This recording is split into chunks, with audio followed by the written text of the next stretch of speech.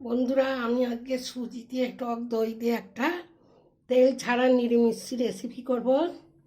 তার জন্য এখানে আছে আমার টক দই, সুজি, চিনি, গাজর, টমেটো, কাঁচা লঙ্কা, ক্যাপসিকাম আর স্বাদ মতো নুন। এই কটা জিনিস দিয়ে আমি করব।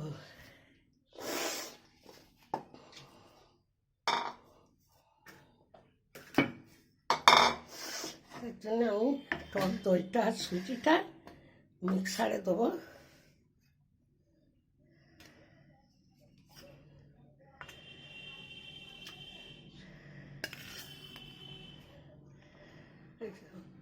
এটা কিন্তু আমার ঘরে বসানো দই, কেনা নয়।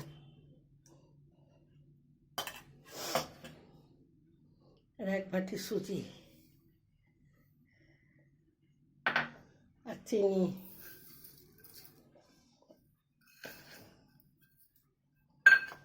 আর দেবো নুন দিয়ে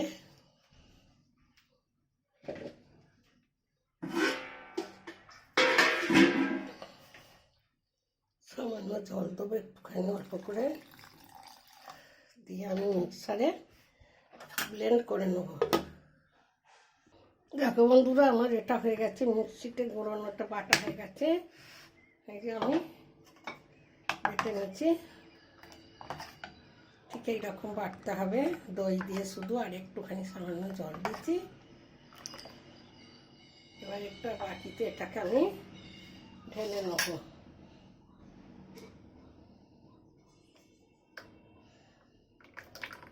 একটুখানি ডালা হয়ে আছে, দেখিয়ে নিই ভালো করে। এক ফোঁটা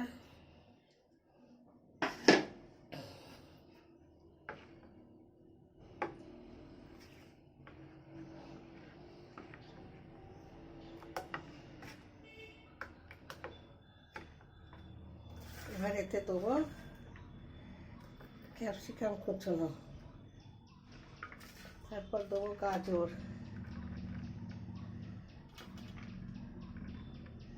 তারপর দেবো টমেটো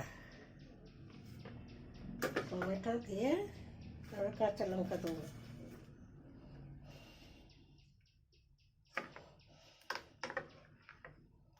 ভালো করে মিক্স করে নেবো। এবার একটুখানি দেবো বেকিং সোডা, বেকিং পাউডার নয়, বেকিং সোডা দেবো অল্প একটুখানি। এটাকে আমি ভালো করে মিশিয়ে নেবো।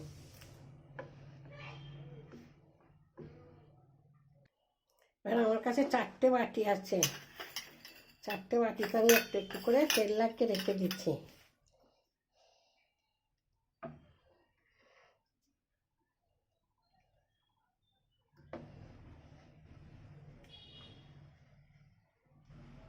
সামান্য একটুখানি খালি রেখে দেবো,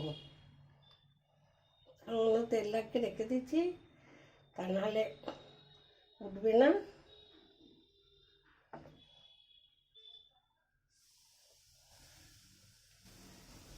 একটুখানি করে খালি রেখে এবার দেবো একটুখানি করে গুঁড়ো লঙ্কা আর একটুখানি করে চাট মশলা দেবো।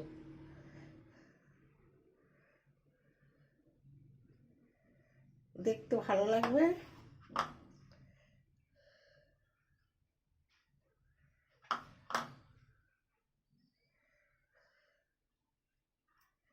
এবার আমি জল গরম করতে, দেখো বন্ধু আমার জলটা তেতে গেছে।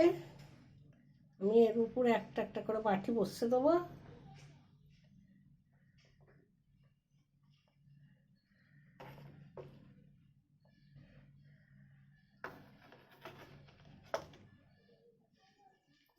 একটুখানি গ্যাসটা খুব জোরেও দেবো না, আস্তেও এতেও দেবো না। এবার ঢাকা দেবো।